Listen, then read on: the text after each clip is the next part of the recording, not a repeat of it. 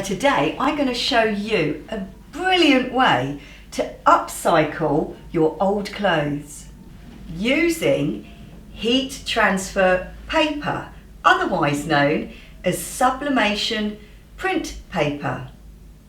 Now usually when designers and in factories, when they use this technique, they use this machine called a heat press. Now this morning I was lucky enough to use one.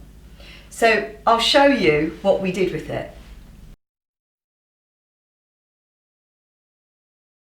Now I got my heat transfer, sublimation heat transfer paper from a company called Bags of Love. They're an online company and you can get as little as an A4 piece of paper printed and it costs about £4.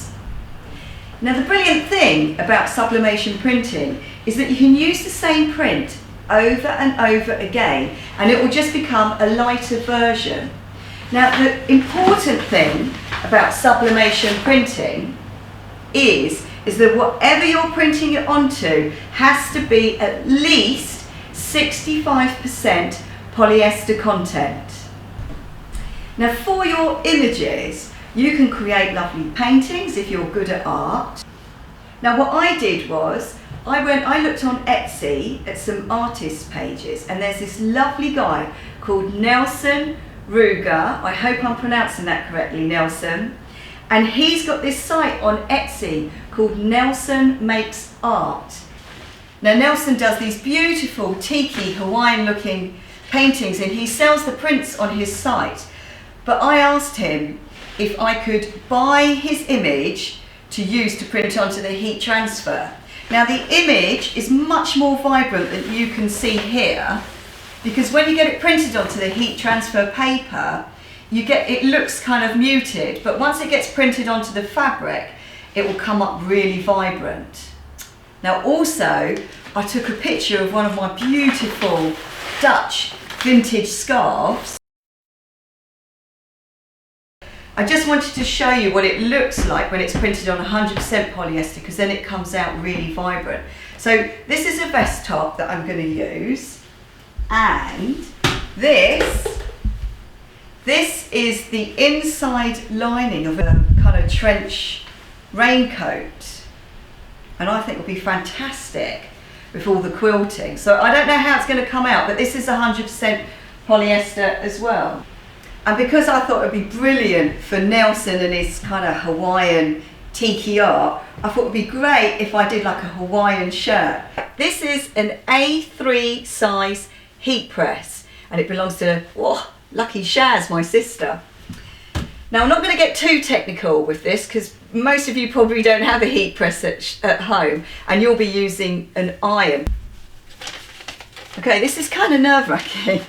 Shaz pointed out that because the plate is only so big and it's difficult for me to shift the design along, she suggested that I create a kind of distressed, deliberate pleating. So I'm trying to centralise my vintage scarf design.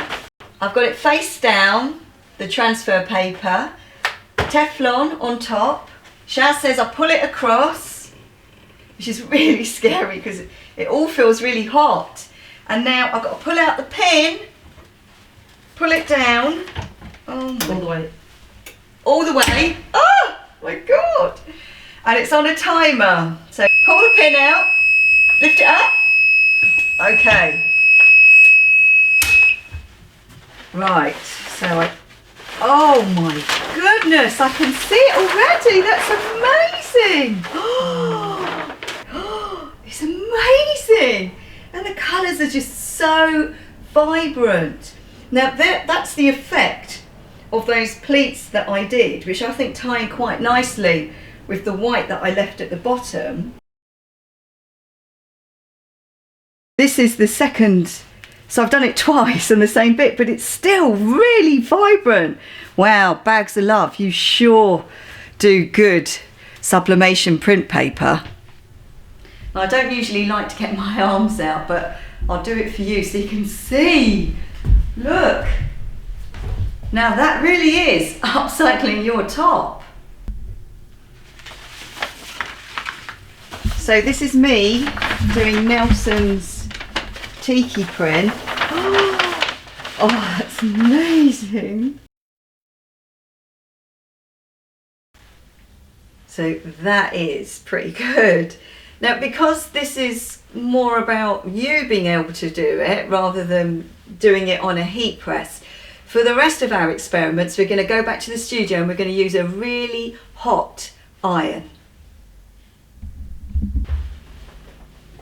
Now, I'm lucky enough to have this really big table, and I'm not really bothered if it gets damaged. But if you've got a really precious table, be careful.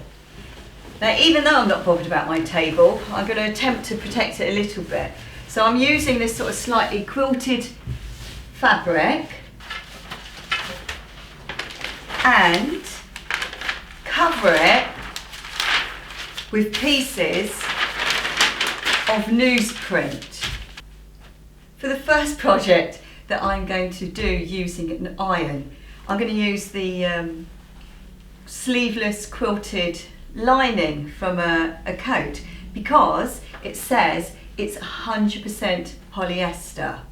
So that means that the image should be really strong. Also, I'm going to use Nelson Ruger's beautiful tiki painting. Now, it's very important that you mask off the areas where you don't want the print to go, and you mask off the areas with more of that newsprint. So it's worth buying. It's worth buying a lot of the newsprint when you get it, because you do seem to use it a lot. And you can actually use it for printing. If you accidentally print onto the newsprint, just use it again and put it face down and you can print with it. And lay a huge picture on top, and I decide what the placement is. So now my iron is on maximum, absolute maximum hot setting. Really, really hot. No steam at all. And I'm going to keep moving it around. Now, I imagine that the image isn't going to be as crisp as when I put it through the heat press, because there's going to be a little bit of movement. Okay, so I can completely have this moment with you. I haven't looked underneath yet, but what I would say is, what I've learnt from doing it is work on one area first, thoroughly, holding the iron quite a lot, but keeping it moving, holding it quite a lot, and then start working your way up. Don't go back to that area because it might shift the image a little bit. But I've no idea, honestly, I've got no idea what this looks like. It might just be rubbish.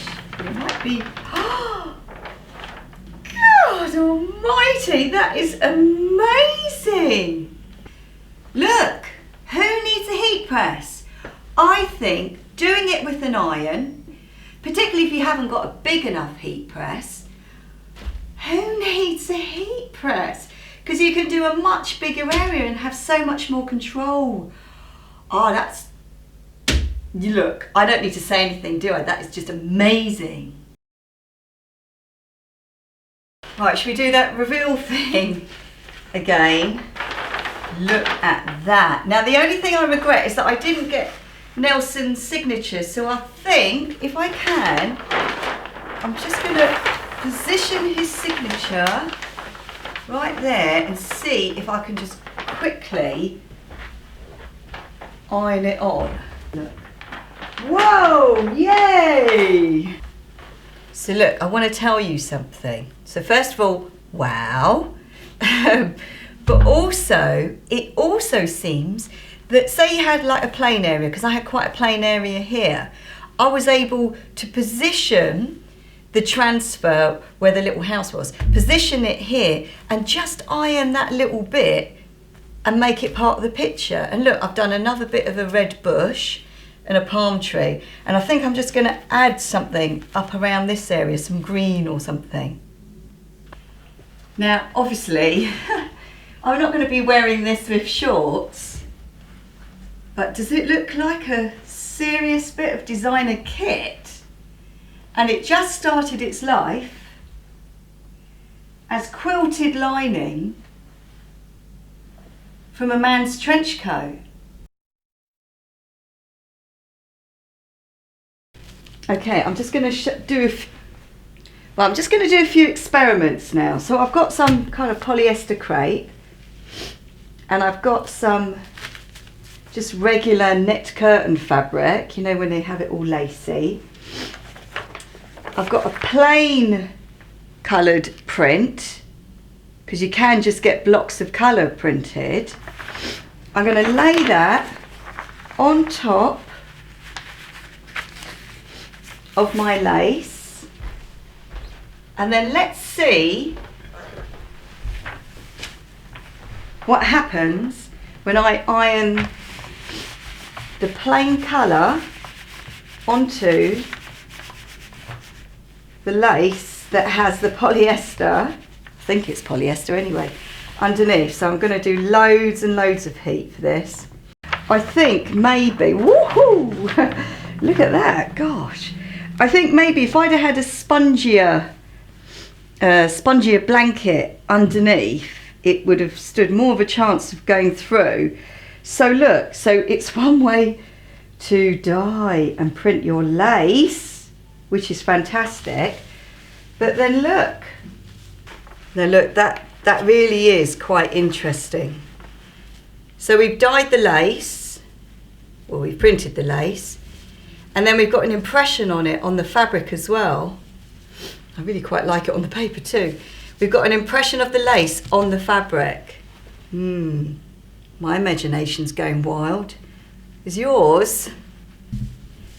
Now that would make, wow, look, it makes such a lovely little puff sleeve.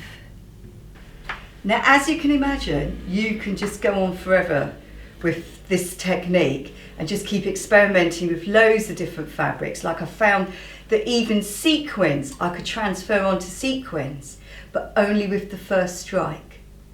So to get your heat transfer paper to do this technique, so you end up with gorgeous things like this, go to www.bagsoflove.co.uk. Thank you so much. Now, if you have a go at doing this technique, I really want to see it on my Facebook page, Stitchless TV Sewing Channel. Thank you so much for watching. See you again very soon. Bye.